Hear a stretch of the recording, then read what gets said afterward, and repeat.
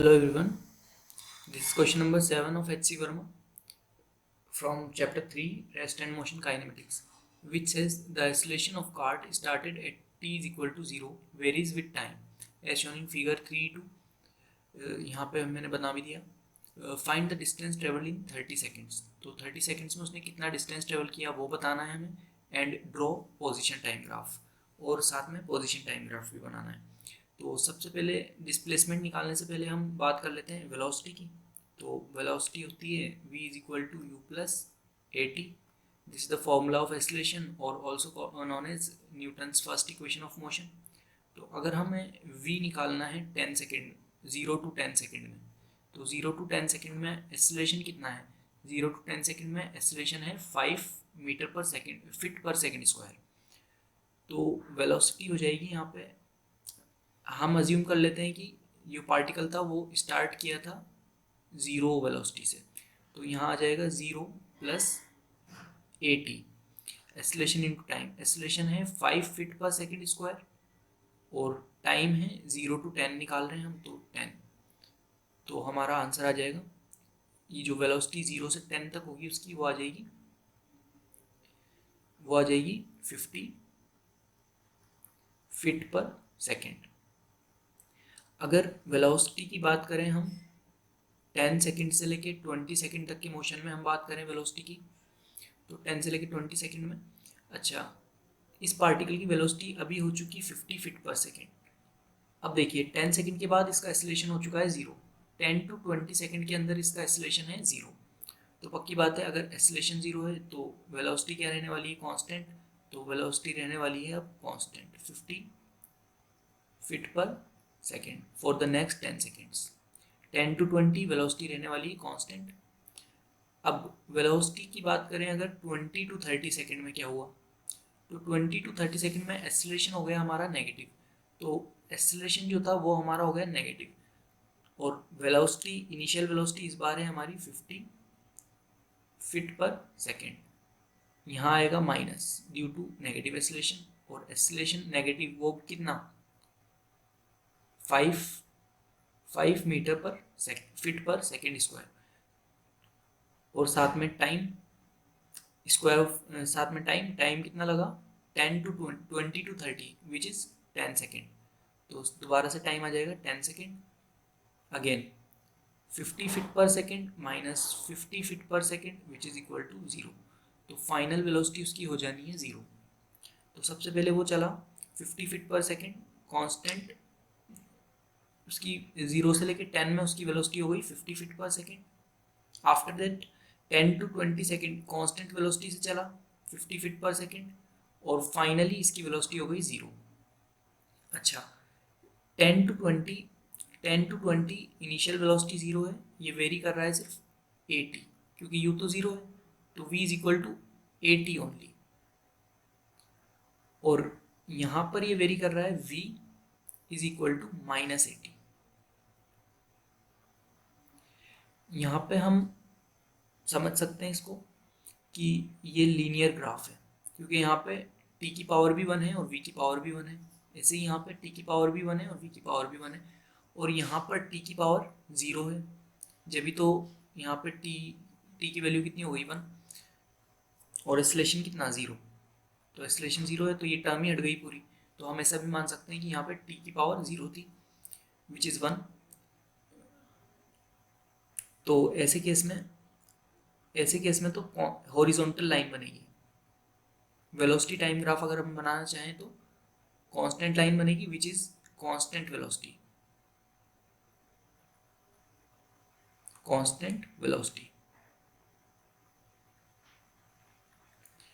और यहाँ पे लीनियर वेलोसिटी इंक्रीज करती हुई वेलोसिटी, और यहाँ पर क्योंकि माइनस साइन है तो डिक्रीज करती हुई वेलोसिटी बनेगी। ठीक है, चलिए अब बात करते हैं। अच्छा पहले हम एक काम करते हैं, वेलोसिटी का एनालिसिस कर लिया तो वेलोसिटी टाइम ग्राफ बना लेते हैं। तो वेलोसिटी टाइम ग्राफ अगर बनाए तो 0 से लेके 10 सेकेंड, 0 to 10 सेकेंड में क्या हुआ, 0 to 10 सेकेंड में वो लीनियरली, पक्की बात है एक्सेलरेट कर रहा है तो लीनियरली उसकी वेलोसिटी इंक्रीज करेगी 10 सेकेंड तक। आफ्टर 10 सेकेंड हमने देखा उसकी वेलोसिटी हो गई कांस्टेंट, और उस कांस्टेंट की हमें वैल्यू भी पता है, तो वो भी हम लिख सकते हैं, that is 50 feet per second. और फाइनली ये डिक्रीज करके कितनी हो गई, 30 सेकेंड पर 0। तो ये हमारा आ गया वेलोसिटी वर्सेस टाइम ग्राफ। अब हमें बनाना है डिस्प्लेसमेंट टाइम ग्राफ और साथ में वेलोसिटी बताना है, डिस्प्लेसमेंट बताना है कि टोटल डिस्टेंस बताना है कि टोटल डिस्टेंस कितना हुआ। चलिए देखते हैं। एस डिस्टेंस 0 to 10 सेकेंड तक उसने कितना डिस्प्लेसमेंट किया। हमें पता है Newton second equation of motion, that is S is equal to U T plus half of A T square. तो इनिशियली एक्सेलरेशन है 5 फीट पर सेकेंड स्क्वायर और इनिशियल वेलोसिटी है 0। तो ये वाली टर्म तो पूरी कितनी हो जाएगी, 0, क्योंकि इनिशियल वेलोसिटी तो 0 है। तो टोटल क्या हो जाएगा, हाफ एक्सेलरेशन है 5 फीट पर सेकेंड स्क्वायर और साथ में टाइम स्क्वायर 0 to 10 टाइम हो गया 10 सेकेंड, तो स्क्वायर ऑफ 10 सेकेंड। तो ये हमारा आ जाएगा 10 का स्क्वायर 100, 2.5 दैट इज 250 फीट। तो इसने डिस्टेंस ट्रेवल किया 250 फीट 10 सेकेंड के अंदर। अब देखते हैं डिस्टेंस 10 to 20 उसने कितना डिस्टेंस ट्रेवल किया, 10 to 20 सेकेंड।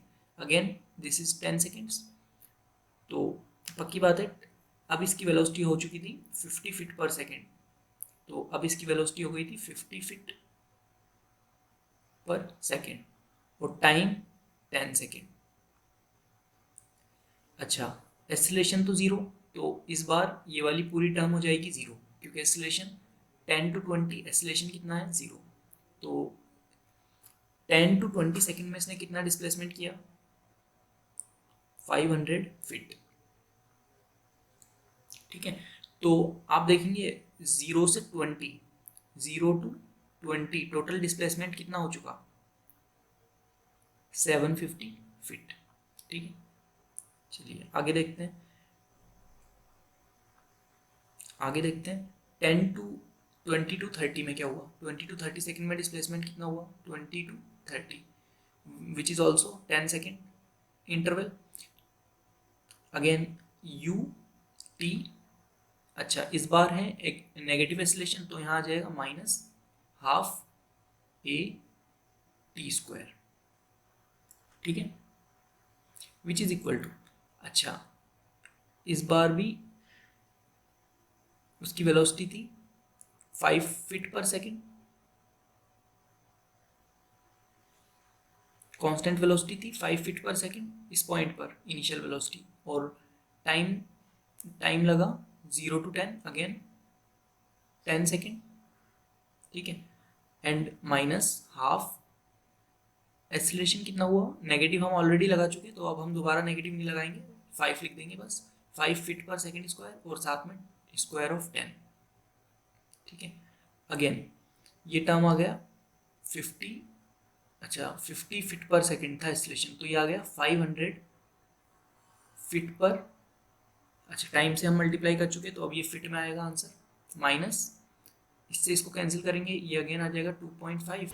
अब हम लेंगे माइनस नेगेटिव साइन और ये आ जाएगा 250 फीट, बिकॉज फिट पर सेकेंड स्क्वायर और फिट सेकेंड स्क्वायर कैंसिल और आ जाएगा फिट में।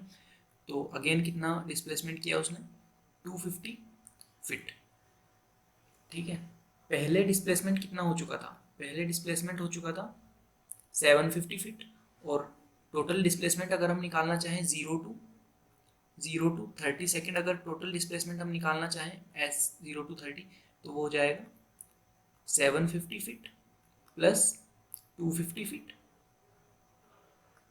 विच इज इक्वल टू 1000 फीट। ठीक है, अच्छा एक बार इक्वेशन और लिख लेते हैं हम, क्योंकि अब हमें ग्राफ बनाना है। तो S is equal to U T plus half A T square.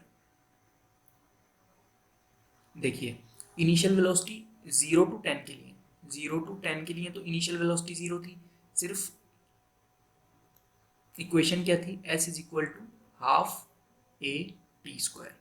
तो यहाँ पे आप देखिए टी पर स्क्वायर आ रहा है, which is the equation of parabola.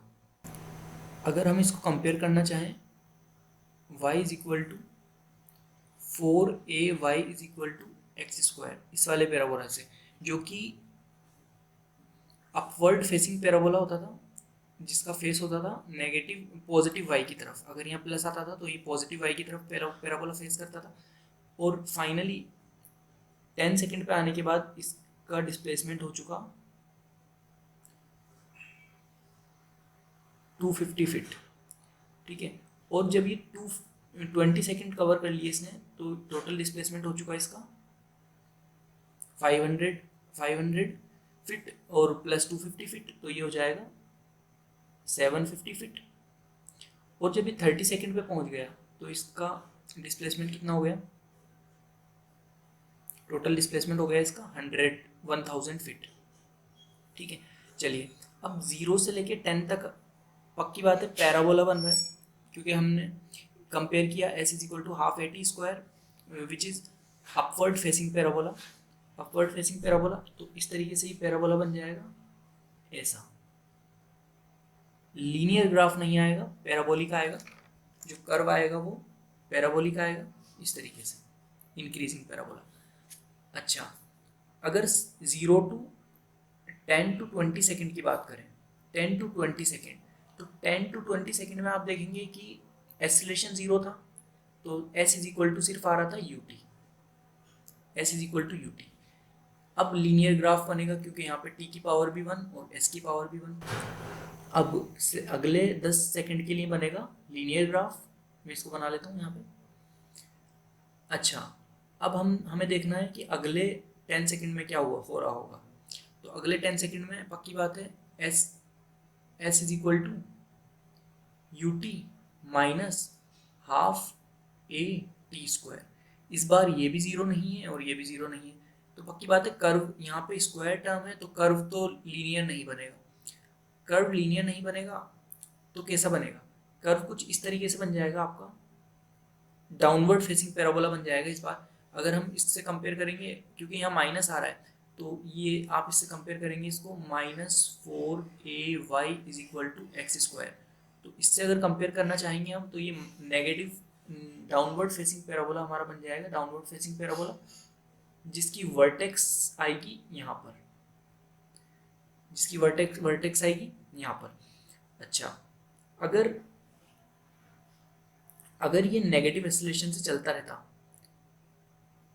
आगे की जर्नी, ये 40 सेकेंड तक नेगेटिव एक्सीलरेशन से कंटिन्यू करता, तो ये जो ग्राफ है ये कुछ इस तरीके से बन जाता, क्योंकि फिर वेलोसिटी क्या होने लग जाती, वेलोसिटी डिक्रीज होने लग जाती, नेगेटिव वेलोसिटी होने लग जाती। भाई आगे जाता तो वेलोसिटी ऐसे डिक्रीज होने लग जाती, तो वेलोसिटी नेगेटिव होते ही डिस्प्लेसमेंट वापस से अपनी जहाँ से आया था उधर ही पार्टिकल जाने लग जाता। जैसे पार्टिकल यहाँ से स्टार्ट किया, ऐसे डिस्प्लेस कर रहा है, अब वेलोसिटी नेगेटिव हुई तो ये वापस से ऐसे मुड़ गया, पीछे की तरफ जाने लग गया, तो डिस्प्लेसमेंट फिर वापस से क्या हो जाता, नेगेटिव डायरेक्शन में जाने लग जाता, और ये डाउनवर्ड फेसिंग पैराबोला बन जाता। लेकिन अभी हमें इससे तो मतलब ही नहीं है, हमें तो 0 से लेके 30 तक का ग्राफ बनाना था। तो 0 से लेके 30 तक का ग्राफ ये बन जाएगा।